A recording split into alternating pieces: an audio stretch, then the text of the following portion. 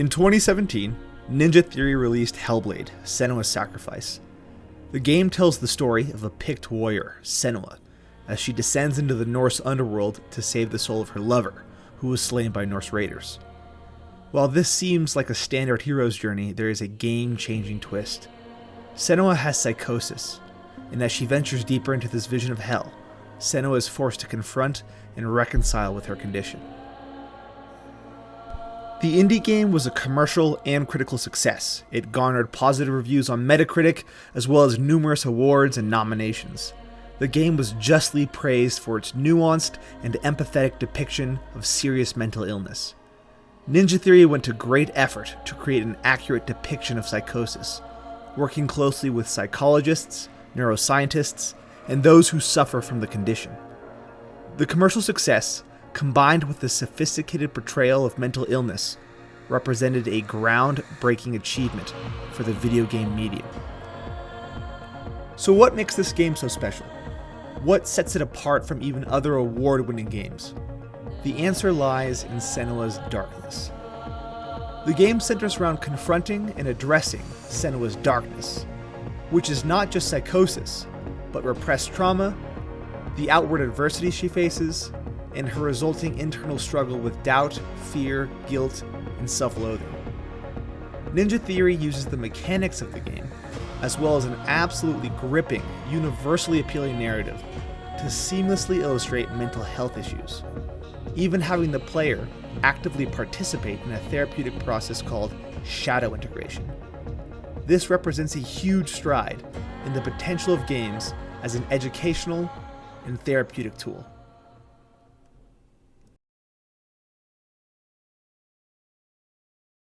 In order to fully appreciate what Ninja Theory accomplished with their depiction of Senua's darkness and the therapeutic value of her journey, we need a basic, working understanding of the shadow. Young scholars, please forgive me, I won't be able to explore all the nuances in this video. The idea of the shadow appears throughout storytelling tradition, but was first formalized as a concept of psychology by the Swiss psychiatrist and psychoanalyst Carl Jung. Simply put, the shadow is the unconscious part of the self. Things you have repressed or hidden, even from yourself, because you believe them to be shameful or too difficult to process and accept. The shadow contains the traits that are incompatible with your conscious, more idealized view of yourself. The traits we are attempting to suppress, or shadow traits, vary significantly. It may be character flaws such as treachery or anger that we don't want to admit to, impulses or desires that are immoral or shameful, or suppressed emotions surrounding painful memories, or perhaps even an unsettling capacity for violence that we didn't know we had and don't wish to acknowledge. Trauma can contribute significantly to the makeup of an individual's shadow. Traumatic memories and emotions are often unbearable in the literal sense. As a result, those memories and emotions are suppressed and distorted, which, by extension, distorts our perception of reality. We will see this with Senua. It's important to qualify that the shadow is not something entirely negative or evil. It can also hold positive traits and potential that for one reason or another have been shamed out of us. Creativity, assertiveness, and healthy aggression are common examples. The unifying theme, the takeaway of shadow traits, is that they are parts of us that we hide from ourselves, the things we do not want to look at, let alone accept as being part of us. Jung viewed the shadow as an integral part of the self, inescapable, impossible to get rid of or ignore. You're stuck with it. Futile attempts at suppression can result in anxiety, obsessive and compulsive behavior, emotional volatility and instability, shame, self-doubt, self-loathing, relationship difficulties, projection, and general neuroticism. These can form the basis of patterns of behavior that are detrimental to us and those we care about. They ruin our ability to properly function in the world. This begs the question, what do we do about the shadow if we cannot rid ourselves of it or even ignore it? The answer is probably one that you've heard before in one form or another. The obstacle becomes the way, says Marcus Aurelius. That which you seek lies where you least want to find it, says Jung. The only way out is through, says Robert Frost. Jung maintains that the shadow, while an inescapable and integral part of the self, is also the path to being complete, stable, and self-aware. We need to actually confront and work through the shadow instead of avoiding or fighting it. This is called shadow integration, or shadow work. Shadow integration is a continuous journey of self-discovery, where you identify your shadow traits through introspection, explore their origins, confront uncomfortable truths or experiences, and embrace them without judgment.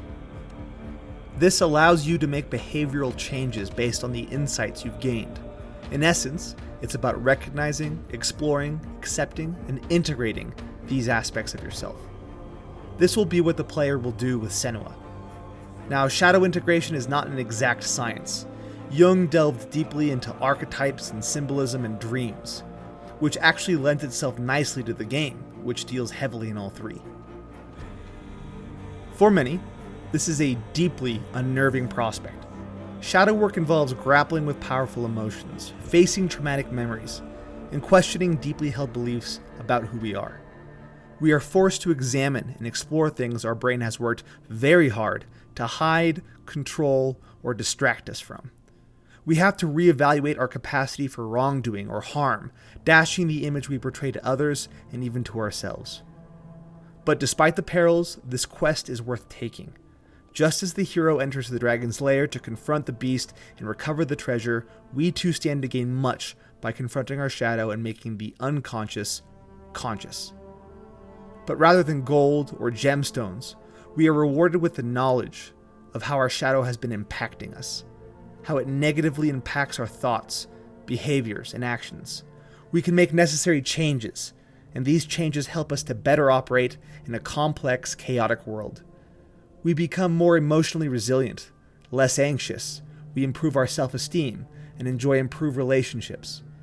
Importantly, shadow work also helps us recognize our capacity for harm and wrongdoing, helping us to navigate areas where we need to be extra careful. Take it, Gandalf! Take it! Don't tempt me, Frodo! I will use this ring from a desire to do good.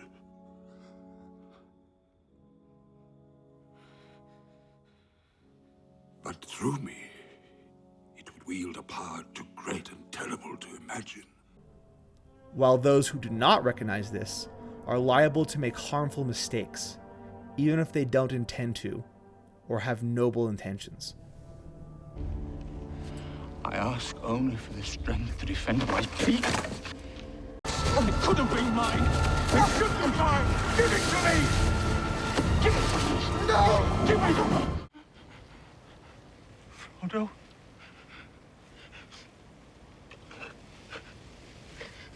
Frodo.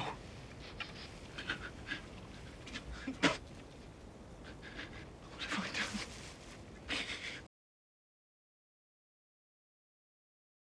This brings us back to Senua and how effectively this game demonstrates shadow work.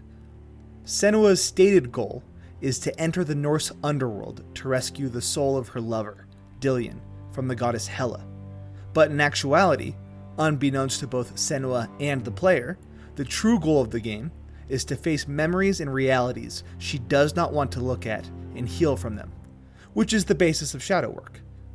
Let's do a quick rundown on our protagonist Senua and her shadow. Senua suffers from psychosis, as did her mother.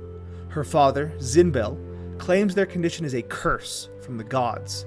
He calls it the darkness, and uses this concept to instill shame and guilt in both of them. Claiming to be doing the work of the gods, Zinbel would torture and abuse both Senua and her mother, maintaining it was the only way to purge the curse from them. This abuse culminated in Zinbel burning Senua's mother alive in order to free her from the curse. Senua, only a small child at the time, witnessed this event. The trauma of this event overwhelmed her ability to process it, and so she repressed the memory. She now operates under the delusion that her mother took her own life when she was young. Zinbel would continue to abuse Senua, beating her, locking her in a cell, isolating her, and telling her she was cursed by the gods and a danger to all around her. On one of the rare occasions she was allowed to leave the house, Senua encountered a warrior training for trials, Dillion. Senua would watch Dillion and was able to quickly emulate his sword movements. This may or may not be a nod to her apophenia, a part of psychosis that has to do with perceiving patterns. Dillion noticed this, and the two eventually started a relationship. Dillion was a stabilizing and loving influence on Senua. He was understanding and empathetic towards her condition, countering the narrative that she was a vile, cursed being who posed danger to all those around her. Senua defies her father to be with Dillion, despite his warnings that her darkness will bring death to all those around her. Tragedy does indeed strike when a plague ravages her village, killing many. Blaming the plague on her curse, an angry mob chases Senua from the village. Despite Dillion's attempts to console and reassure her, Senua decides to become a Guilt. A Guilt is an outcast who wanders the wilderness seeking penance, in this case for her perceived curse. But she promises to return to Dillion one day. Driven to despair in the wilderness, she contemplates ending herself until she encounters Druth, an escaped slave to the Northmen, who shares their beliefs with Senua before his death due to injury. When Senua eventually returns to her village, she discovers it has been destroyed by Norse raiders along with its inhabitants.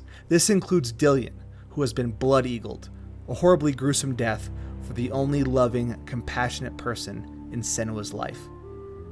Devastated by his death, and armed with Druth's knowledge of Norse beliefs, Senua begins her quest to retrieve Dillion's soul from Hela, goddess of Helheim. Senua's trauma forms the core of her shadow, or what she perceives as her darkness. Extensive abuse and witnessing her mother's murder leads Senua to suppress memories and emotions that are simply too horrifying to process. We know from the clinical literature, as well as Jung's work on the shadow, that trauma and suppression frequently leave the victim with feelings of guilt, shame, anxiety, and self-loathing. Senua has these in spades, and they have a knock-on effect with her psychosis. Senua experiences auditory hallucinations, voices which she calls the Furies. The nature of these Furies are colored by her severe internal turmoil. They range from mocking and critical to despairing and encouraging self-harm. These voices also fuel her belief that she is responsible for her village's destruction and Dillion's death because of her curse. In addition to Norse deities, this is what the player is up against. This is what they will help Senua confront. Senua begins her shadow integration the moment she kicks the boat away from shore. No going back now. Her first obstacle on the way to Hela is Valravn, who uses fear and illusion to hunt his prey. He occupies a dark wood, reminiscent of Senua's past as a Guilt. In order to advance, Senua has to explore her illusions. This is expressed narratively as well as mechanically. Senua seeks out illusions and uses the pattern recognition and altered perspective given to her by her psychosis in order to open pathways. All the while, Druth and the narrator deliver telling lines of dialogue about cutting through illusion and seeking truth through memory and thought. Illusion hides the path to Valravn. Don't trust your eyes. Find another way to see the truth. It's funny. We all want to see behind the veil, don't we? Once we do, we mostly just close our eyes again and pretend what we saw was never really there. Senua, like Odin, you must seek wisdom through thought and memory if you are to succeed in your quest. This is a clear reference to what she has distorted and suppressed.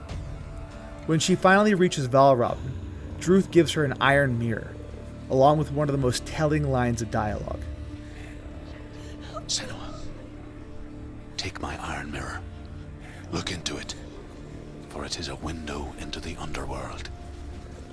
Within, you will see the face of the darkness that you fear. And if you focus, like I have taught you to, you will also see that as much as the darkness has you trapped within its veil, it too is trapped within yours. This focus Struth speaks of then actually becomes a mechanic used to fight Valravn, a charge-up to deliver more damage. Simultaneously, it reinforces the idea that the darkness Senua needs to confront is to be found within. It's staring back at her when she looks into the mirror. This is where she needs to focus. The entire section can be seen as teaching Senua and the player about identifying the shadow through introspection, seeking out and focusing on that which is hidden or distorted. And it is a brilliant marriage of narrative and mechanics in order to illustrate a concept. Next, Senua enters the domain of the fire giant Surt. His realm is a burning village, and everywhere are piles of charred corpses and the anguished screams of the dying.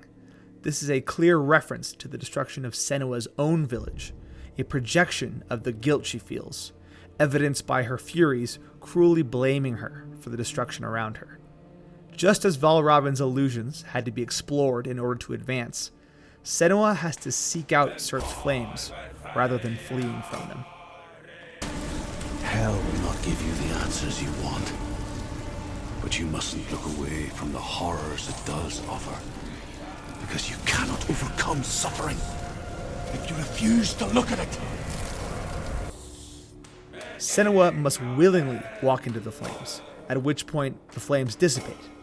Senua is learning to face that which is unpleasant or painful instead of running from it or burying it.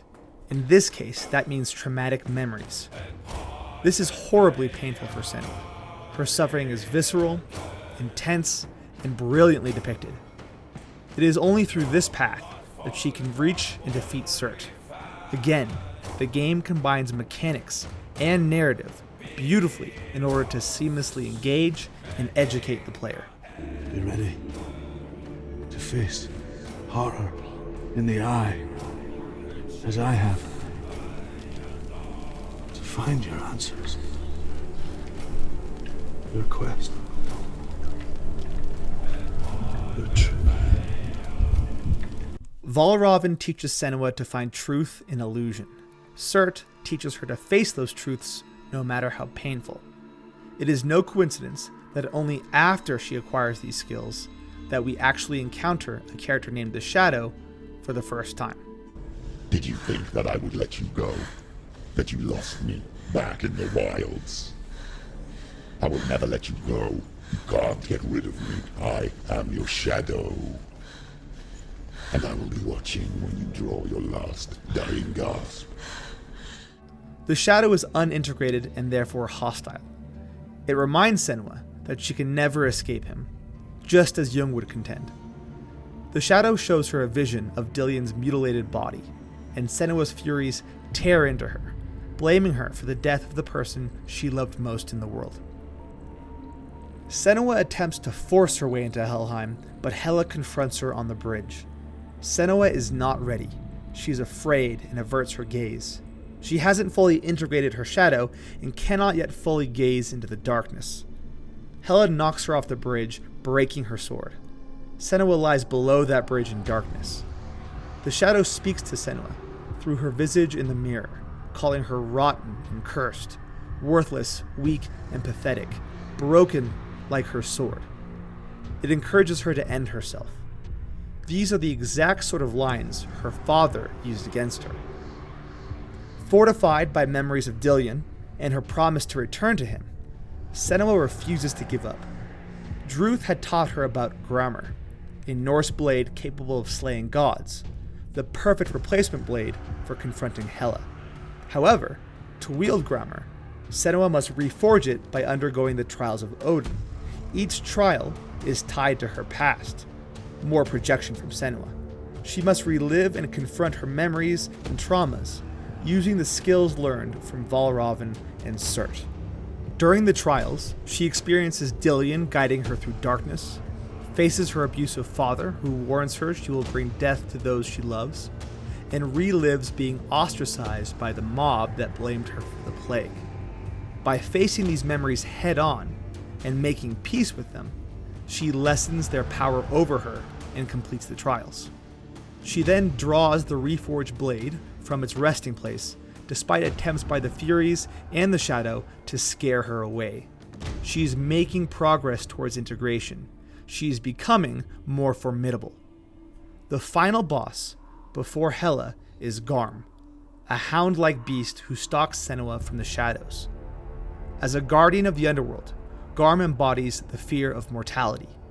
This fear of death seems to apply more to Dillion and Senua's mother rather than her own death. As the Shadow remarks, Do you feel it? The beast is crawling into your mind, searching for weakness. It found your mother and used her to trap you in here. it is in this segment that Senua begins to realize the dark truth. She sees visions of her imprisoned mother and begins to question the narrative of her taking her own life. She even asks the Shadow how her mother died. After Senua finally defeats Garm and confronts her feelings around death, the Shadow makes a huge admission. Forgive me, Senua. I know you have no reason to trust me anymore.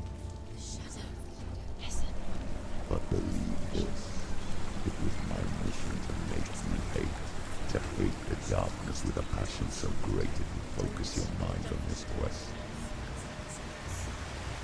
Reunited, I fear you would have let go as a trap. All this time, I wanted to protect you from the truth that would have destroyed you a long time ago. But you have conquered your darkness at every turn. You deserve to see behind the veil of darkness. Then take me to the mountain. As deep as we can go. I won't stand in your way. She has to trust him. You will not survive what is in there. I know. At this point, dialogue like this should stand out. It is the recognition that the things we do not want to acknowledge, the things that would, in a sense, destroy a version of us, are relegated to the Shadow. But Senua is ready to see what her Shadow contains. She has learned to focus inward and explore her Shadow and how to willingly face the pain and trauma therein. She has taken the power away from the memories that previously tormented her, and she has reconciled with her fear of death. She is ready. As she moves through Hela's palace towards the throne room, she encounters a mirror showing a different version of herself, one full of doubts and fears, begging her not to proceed, not to abandon her. The Shadow advises, Follow your soul and let go of the Senua of old. For there lies your weakness, and the darkness will find it. Senua leaves this version of herself behind. She has learned too much and come too far. She is now a far stronger version of herself. She has to be for what happens next. Senua then comes face to face with the memory she has been hiding from herself. The memory of her father burning her mother alive.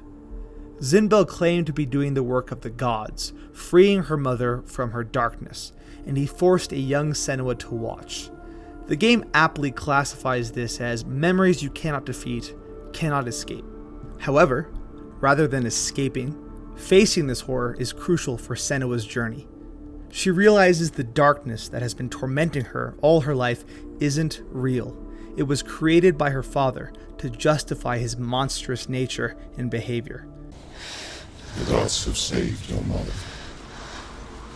Through my hand. You killed her. It is the will of the gods. Fuck the gods! You did this to her! Why? This is what happens when you listen to the voices of the underworld.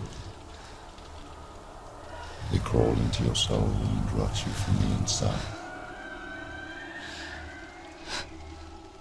Defy the gods like your mother, and the darkness will come for you too. I do understand.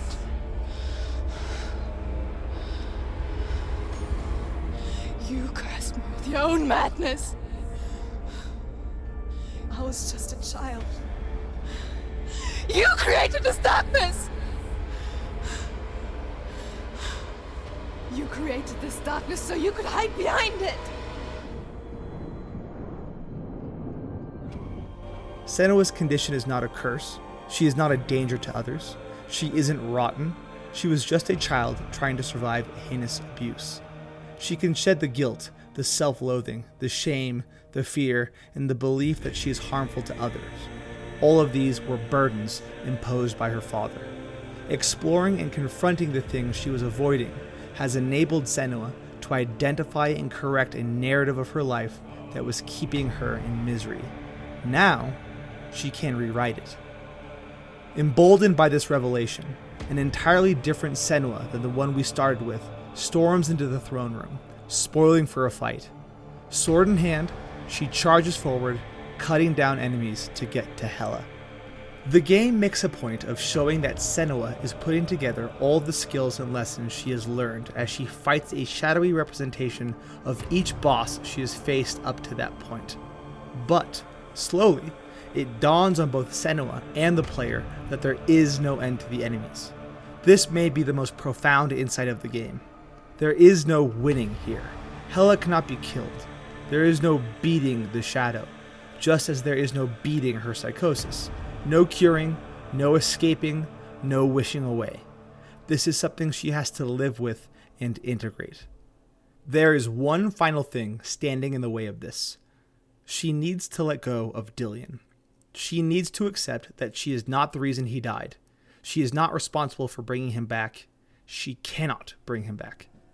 She needs to let go of the guilt and allow herself to feel proper grief. She will then be able to let go and move on. And this is the heart-wrenching realization we see Senua experience before Hela kills her. Senua's death is symbolic. The death of the parts of her that needed to die, signifying a painful transformation. We see a new version of Senua standing over her body, a body that then turns into Hela. Senua was at war with herself all along. This new version of Senua has an integrated shadow. But what does that actually look like? We see a stronger, more resilient Senua, one who is no longer cowed by fear, and instead faces difficult things forthrightly and bravely. She is more self-aware. She recognizes and understands how her condition and abuse has impacted her life. She recognizes that the concept of her darkness was a false narrative forced on her by an abusive father, causing the darkness growing up her arm to recede. She no longer sees her psychosis as a curse. It actually proved to be an asset to her and the player throughout the game. The harsh judgments she used to torment herself with, the shame, the guilt, and self-loathing have been replaced by self-compassion and understanding. She is able to let Dillion go, no longer blaming herself for his death or deluding herself into thinking she can bring him back. The furies in her head change in tone from vindictive and terrified to calm and benign, as they are no longer feeding off her suppression and inner turmoil. We see Senua in an entirely different light now because it is an entirely different Senua. Senua's journey and her shadow integration serves as a shining example of how stories can be used to convey even complex ideas effectively and seamlessly. It is vital that we understand this before we can discuss how games can be used as a therapeutic tool. Stories are incredible teaching tools. As humans, we are geared to learn through stories far better than abstract, isolated facts. Even the most sophisticated among us sometimes need to see things shown in narrative form in order to fully appreciate the concepts at play. I can sit with you in a classroom setting and explain the difficulty of being in a leadership position and the incredibly difficult decisions that entails, but it does not come close to this. Sir! The wreckage is acting as a sea anchor! We must cut it loose! It's going to sink us! Sir! He's going to make it! He can do it! Come on, Will! Come on! Hand over hand! For God's sake, Will! Swim! Swim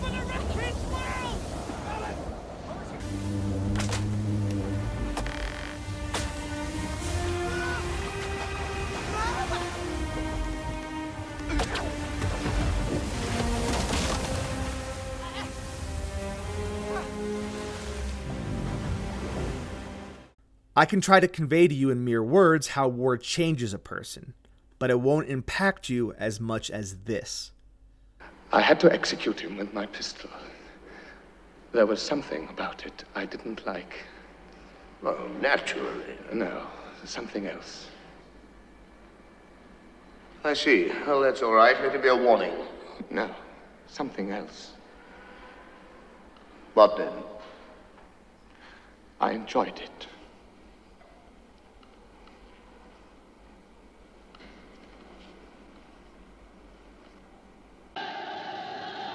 No prisoners! No prisoners! Enough! Enough! Make them stop!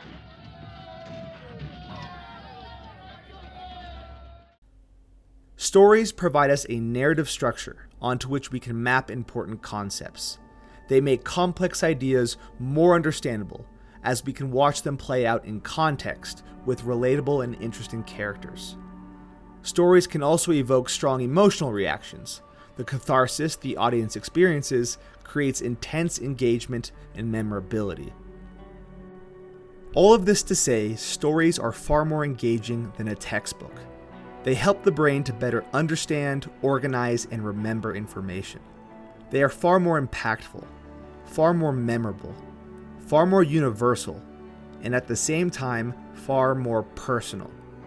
You can be teaching the most important ideas in the world, but stories are the ultimate applicator for that knowledge, encouraging the processing of ideas on a far deeper level. Hellblade is not just a brilliant game because of the ideas it's conveying, but because of how it conveys them. Now, the visuals alone, even after all these years, are stunning, and would be enough to keep the player glued to their screen. Every detail, no matter how grisly, merits your time and appreciation. It helps to highlight the symbolism the game employs. And then there's Melina Juergens, who dons a mocap suit for a performance that is as gripping as it is utterly heartbreaking. It is a truly incredible performance that mere words alone will not do justice. Then there is the actual narrative and its emotional impact. This game hits like Thor's hammer. We see a lone Celt, scarred and terrified, completely alone in the world, a world that has never shown her anything but loss and pain. She has been abused and rejected by the tribe and the father that were supposed to care for her.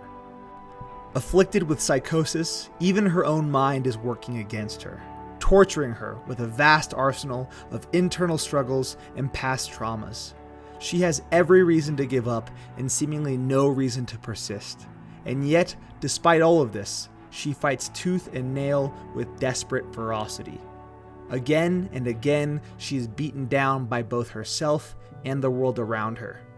Yet each time she picks herself up, tightens her grip on her sword, and flings herself back into the fray. She does this in defiance of her fear and doubt. She fights because she has hope that things will improve. There are dark things she has to face, but there is more to Senua than there is to the darkness. Hellblade is not the typical hero's journey we may be used to seeing. It isn't glamorous, sanitized, or idealized. It is brutal, dark, heavy, and uncomfortable for the player. Senua is not a super soldier or demigod. She doesn't have superpowers, and she can't tank huge hits. She isn't quipping witty one-liners or visiting paradisal realms. The ending of her story isn't even that happy compared to what we're used to. She is a relatively normal, vulnerable person, fighting for survival and suffering throughout. She is slogging through her quest, one horror at a time. This serves to make her more relatable to the player, and simultaneously drives home just how harrowing her ordeal is. The game is breaking your heart while also inspiring courage. If this beaten down mortal can summon the courage and determination to push through hell, perhaps we can too. It provides a sort of blueprint for a quest through our own darkness to seek out and confront that which we wish to avoid. And it offers no delusions about it being easy. This brings us at last to games as a therapeutic tool. Games have evolved to the point where they can teach complex ideas, capture complicated interpersonal dynamics, and even explore philosophy in a manner that is deeply engaging and impactful to the player. Senua demonstrates this quite clearly. This makes games a potentially powerful tool for therapy. Now, I'm not suggesting that it would replace medications or train clinicians, but rather that games could be a useful tool in a larger therapy toolkit. Games like Hellblade lend themselves incredibly well to a type of therapy called cognitive behavioral therapy, or CBT. CBT maintains that negative or distorted thoughts create negative emotional reactions, which lead to maladaptive patterns of behavior. For those who are unfamiliar, maladaptive behaviors are attempts to cope with negative emotion that actually end up reinforcing the negative thought pattern and undermining your ability to function properly in the world. This might look like isolation to avoid anxiety, sleeping too much to avoid depression, compulsive behavior, or even substance abuse. CBT addresses this using cognitive restructuring, which involves retraining the brain using skills and coping mechanisms learned in CBT to identify, challenge, and correct distorted or irrational thoughts.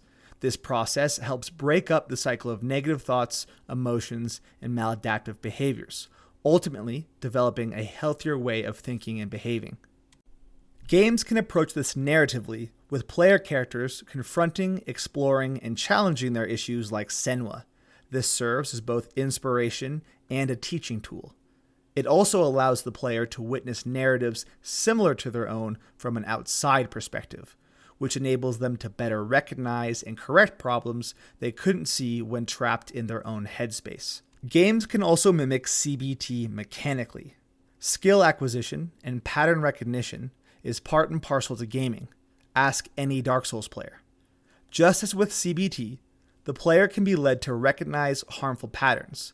They can acquire skills and work on problem solving through gameplay. Additionally, modern games are adept at incentivizing and rewarding the player for certain actions.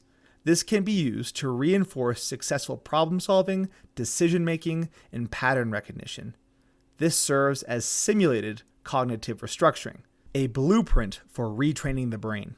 Another relevant area of CBT that games lend themselves to is exposure therapy. Exposure therapy involves the safe, controlled, and gradual exposure of the individual to the thing that is producing a fear response. Over time, repeated exposure will desensitize the individual and reduce the intensity of their anxiety response. This is why CBT is excellent for treating trauma, phobias, and OCD. Games are perfect for this. The player could be incrementally exposed to something that induces anxiety, something they have otherwise been avoiding. The strength of that stimuli can be controlled and scaled in settings, and different levels could explore new contexts or triggers. The individual is safe to set down the controller at any time, but repeated sessions of the game and witnessing a player character who serves as a proxy for themselves would hopefully reduce their anxiety and serve as a template of resilience that they helped to create. They would gradually be able to take on more intense scenarios as they learn the ability to face their fear as one would learn any new skill. The way in which Hellblade depicts Senua's mental health struggles and her journey to shadow integration clearly demonstrates that modern games have enormous potential as therapeutic tools, ones that can convey useful ideas with incredible impact. This has the potential to benefit countless people, including those who may lack access to other forms of care, or those that are too isolated or defeated to even begin to seek help. With the advent of AI and AI chatbots in games, we could even see games tailored to fit and address an individual's specific problem set with clinical level care. If this does come to pass, we may look at Senua and her shadow integration journey as the first significant step in that direction. There is a line from the game I am quite fond of, not only because of what it means for Senua to hear it, but also because it sums up what this incredible game provides to anyone grappling with serious issues. I'll leave you with it. You found your own way back. All you needed was a little help. A little hope.